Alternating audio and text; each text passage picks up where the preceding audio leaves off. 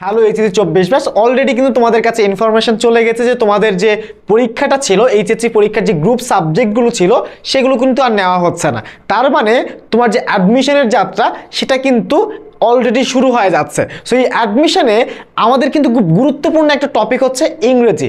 বিশেষ করে তোমরা যারা সি ইউনিটে আছো, ঢাকা বিশ্ববিদ্যালয়ে স্বপ্ন দেখো, তোমরা জানো এখানে ইংরেজিটা হচ্ছে সংবিধান। কেন বলছি সংবিধান?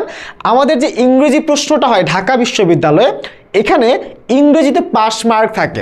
সো তোমাকে যদি আমি একটু দেখাই যে ইংরেজিতে এমসিকিউতে টোটাল 12 মার্ক থাকে। তাহলে ইংরেজি এমসিকিউর কথা যখন আমরা বলবো তখন ইংরেজি এমসিকিউতে আমার টোটাল 12 মার্কের প্রশ্ন করা হবে। এই যে 12 মার্কের প্রশ্ন আছে সেই সাথে বাংলা, অ্যাকাউন্টিং, তারপরে হচ্ছে ম্যানেজমেন্ট, ফাইন্যান্স, মার্কেটিং সবগুলো 12 হচ্ছে।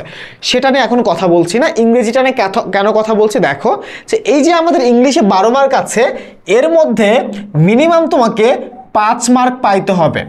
তুমি যদি 12-র মধ্যে 5 মার্ক না পাও তাহলে তোমাকে ফেইল হিসাবে গণ্য করা হবে, ব্যর্থ হিসাবে গণ্য করা হবে এবং তোমার খাতাটা আর মূল্যায়ন করা হবে না। তার মানে তুমি তোমার খাতা যদি মূল্যায়ন করাইতে চাও, প্রথম শর্ত ইংরেজিতে পাস করে দেখাও। তাহলে ইংরেজিটা আমাদের জন্য কিন্তু সবচেয়ে গুরুত্বপূর্ণ। বাকিগুলোতে আমি যতই ভালো করি, ধর অ্যাকাউন্টিংয়ে 12তে 12, ম্যানেজমেন্টে 12তে 12, ফাইন্যান্স মার্কেটিং 12তে 12, বাংলাতে 12তে 12, বাট ইংলিশে 4 বা 4.25, আলটিমেটলি কোনো লাভ নাই। তোমার ইংরেজিতে অবশ্যই 5 থাকতে হবে। যার কারণে তোমাকে বুঝতে হবে যে ইংরেজির প্রিপারেশনটা আমি কিভাবে নিব, কোন টপিকগুলো পড়ব, কিভাবে পড়ব। এই জিনিসটা যদি তুমি বুঝে যাও, তুমি যদি বোঝো ইংরেজিটার কোন টপিকটা কিভাবে প্রশ্ন হচ্ছে, ঢাবিতে কিভাবে প্রশ্ন হয়, কিভাবে পড়তে হবে, এই জায়গাটা যদি বুঝতে পারো, তোমার জন্য ইংরেজি এই যে পাস করার যে জায়গাটা সেটা অনেক সহজ হয়ে যাবে। কেন বলছি দেখো, আজকের এই ভিডিওতে আমরা ইংরেজির এই টপিকগুলো নিয়ে পড়বো, যে টপিকগুলো আমাদের বিগত বছরে সি ইউনিটে এসেছে এবং আমাদের শুধু সি ইউনিটে না, বাকি অন্যান্য বিশ্ববিদ্যালয়ের ক্ষেত্রেও দেখা যাচ্ছে জাস্ট এই টপিকগুলো থেকেই প্রশ্ন হয়ে যাচ্ছে। সো আমরা দেখো এই যে আমাদের ইংরেজির যে পার্ট আছে, ইংরেজি যে প্রশ্নটা আছে, এটাকে আমরা দুইটা পার্টে ভাগ করছি। আমরা এটাকে দুই ধরনের ভাগ করব, 2 টাইপস বলছি। একটা হচ্ছে 2 টাইপস কেন বলছি, এখানে একটা পার্ট হচ্ছে ভোকাব পার্ট, একটা পার্ট হচ্ছে ভোকাব, আরেকটা হচ্ছে গ্রামার পার্ট। এই দুইটা পার্ট নিয়ে আমরা কথা বলবো। সো প্রথমে আসি ভোকাব নিয়ে, যে আসলে ভোকাবটা কি। ভোকাবটা হচ্ছে মুখস্থ বিষয়, যেই জিনিসটা তোমাকে মুখস্থ করতেই হবে, মুখস্থ ছাড়া এই জায়গায় কোনো সুযোগ নাই। সো এই যে ভোকাব পার্টটা বলছি, এই ভোকাব পার্টে আসলে কি কি আছে সেগুলো আমরা লিস্ট করে সাজিয়েছি। দেখো ভোকাব পার্টের প্রথম অংশটাই ভোকাবুলারি। ভোকাবুলারি কি ভাইয়া? ভোকাবুলারি মানে হচ্ছে দেখো স্যানোনিম, অ্যান্টোনিম থাকবে, স্যানোনিম অ্যান্ড অ্যান্টোনিয়াম। তো তোমাকে কিছু প্রশ্ন দিবে, দিয়ে বলবে যে এটার ক্লোজেস্ট মিনিং বা স্যানোনিম কি হবে, অ্যান্টোনিম কি হবে, এই প্রশ্নগুলো আসবে। এরপরের পয়েন্টটা হচ্ছে প্রিপোজিশন। এই যে স্যানোনিম এবং অ্যান্টোনিম, এরপরে সবচেয়ে গুরুত্বপূর্ণ ভোকাবটা হচ্ছে প্রিপোজিশন। অ্যাপ্রোপ্রিয়েট প্রিপোজিশন থেকে প্রশ্ন হয় নাই ঢাকা বিশ্ববিদ্যালয়ে এমন কোনো বছর তুমি খুঁজে পাবা না। প্রতি বছরে প্রিপোজিশন থেকে প্রশ্ন হবে। তার মানে প্রিপোজিশনটা তোমার জন্য অনেক গুরুত্বপূর্ণ এবং এটা অনেক গুরুত্ব সহকারে পড়তে হবে। এই প্রিপোজিশনটা আমাদের নর্মাল একটা নিয়মের মধ্যে আছে, নিয়মের মধ্যে থেকে যেগুলো আসে সেগুলো তোমরা পারবা। এর বাইরে যে অ্যাপ্রোপ্রিয়েট প্রিপোজিশনগুলো আছে, প্রিপোজিশনের সামনে যদি তোমাকে আমি একটু লিখে দিই, সেটা হচ্ছে অ্যাপ্রোপ্রিয়েট,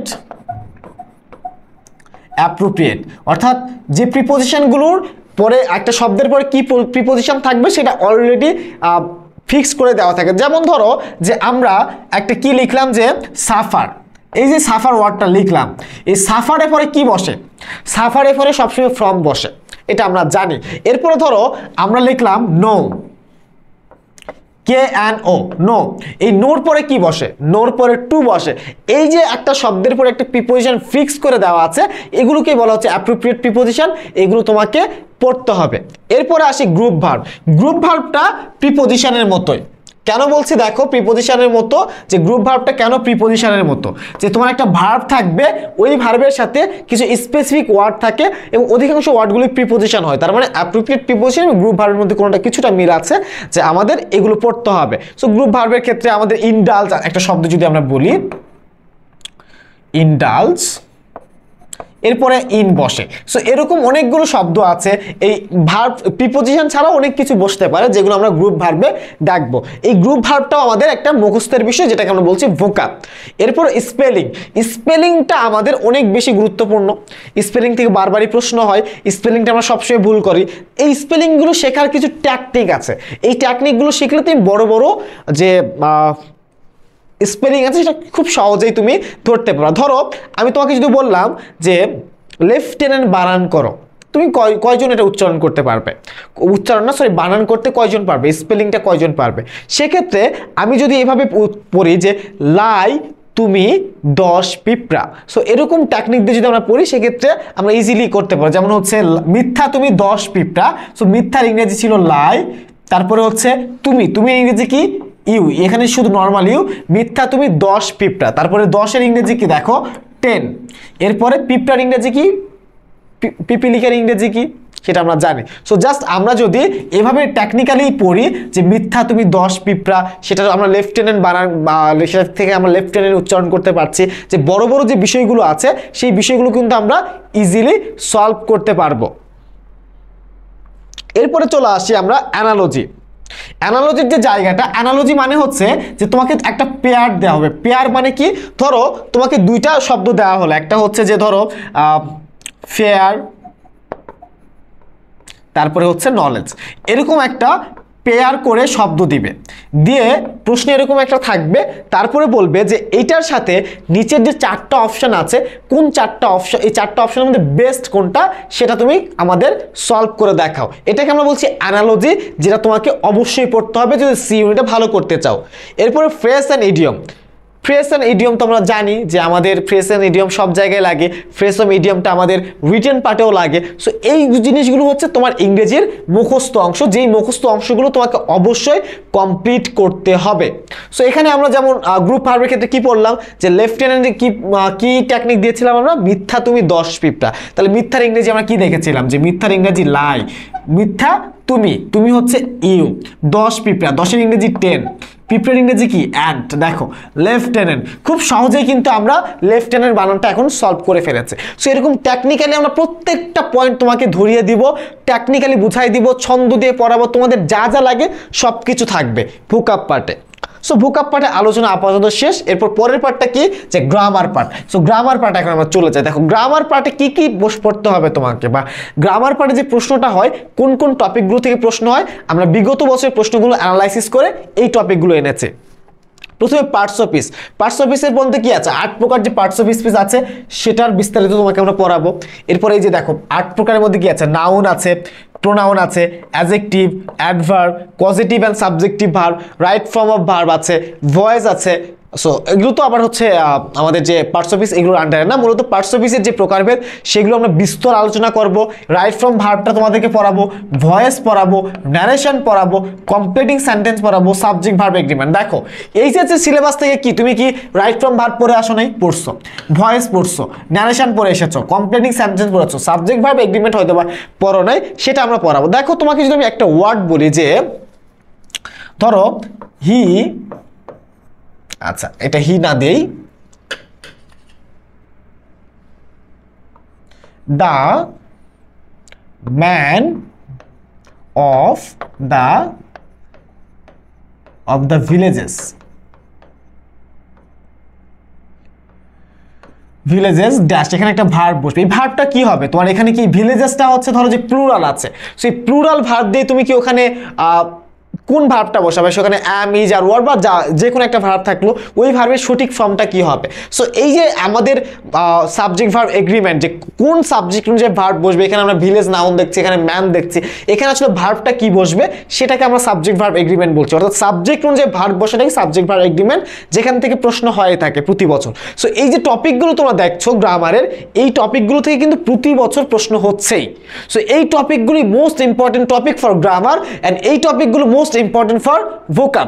এই দুইটা বিষয় যদি তোমরা ক্লিয়ার করতে পারো, কমপ্লিট করতে পারো, ইংরেজিতে পাস না তুমি 12-এর মধ্যে মিনিমাম 10 পাবা, এটা আমি তোমাকে এনশিওর করব। এরপরে আমরা আরও যে সাবজেক্টিভ কথাগুলো আছে অ্যাকাউন্টিং ম্যানেজমেন্ট সেগুলো নিয়ে আমরা তো কথা বলেছি, কথা ইনশাল্লাহ ভবিষ্যতেও বলবো। আমাদের যে নিয়মিত যে তোমাদের গাইডলাইনমূলক ভিডিও সেগুলো আপলোড হতে থাকবে। এরপরে দেখো তোমাদের জন্য কি আসতেছে, আমাদের টার্গেট ডিউ যে ব্যাচ আছে সি ইউনিটের জন্য, সেই ব্যাচে অলরেডি কিন্তু ভর্তি শুরু হয়ে গেছে। যেই ব্যাচে তুমি যদি ভর্তি হও সেক্ষেত্রে বাংলার জন্য 50টা ক্লাস পাবা, ইংরেজির জন্য 50টা, হিসাব বিজ্ঞানের জন্য 30টা, ব্যবসার জন্য 20টা, ফাইন্যান্স ব্যাংকিং 20টা, উৎপাদন ব্যবস্থাপনা 20টা, মোটামুটি 170টা ক্লাস তোমরা পাবা। 170টা ক্লাস আমরা তোমাকে করাবো, 20টা মডেল টেস্ট নিব, তোমাকে আমরা লেকচার শিট দিব, গুছানো প্র্যাকটিস শিট দিব, যা যা লাগে সব কিছু দিয়ে তোমাকে ঢাকা বিশ্ববিদ্যালয়ের জন্য একজন পারফেক্ট কম্পিটিটর হিসাবে, পারফেক্ট কন্টেন্ট পারফেক্ট একজন স্টুডেন্ট হিসাবে আমরা তোমাকে প্রতিস্থাপন করব, যেখানে তুমি যদি আমাদের সিলেবাসগুলো কাভার করে ফেলো ইনশাআল্লাহ তুমি অনেক ভালো করতে পারবা। সো এই জন্যই আমরা টার্গেট ডিউ ব্যাচ নিয়ে এসেছি, যেখানে সি ইউনিটের জন্য এই বিষয়গুলো থাকছে, যেখানে কোর্স ফি মাত্র 3000 টাকা। এই কোর্সে ভর্তি হওয়ার জন্য তোমরা নিম্নোক্ত নাম্বারে যোগাযোগ করতে পারো, কিংবা আমাদের পেজে যোগাযোগ করলেও ইনশাআল্লাহ আমরা তোমাদের সাথে কন্ট্যাক্ট করে নেব। এর বাইরে দেখো, এই যে তুমি যে যদি target due batch C unit এটা করো, ঢাকা বিশ্ববিদ্যালয় এই ব্যাচটা তুমি যদি কমপ্লিট করো, সেক্ষেত্রে এই প্রিপারেশন দিয়ে তুমি Chittagong, Jahangirnagar, Rajshahi university preparation complete করতে পারবা। তার মানে আলটিমেটলি আমরা ডিউ বললেও একের মধ্যে 4টা সার্ভিস তোমরা পেয়ে যাচ্ছ।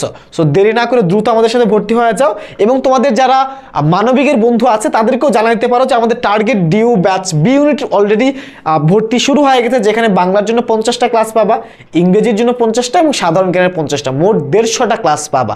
এখানেও কোর্স ফি আমাদের 3000 টাকা, এবং ভর্তি হওয়ার জন্য নিম্নোক্ত নাম্বার কিংবা আমাদের পেজে যোগাযোগ করলেই হবে।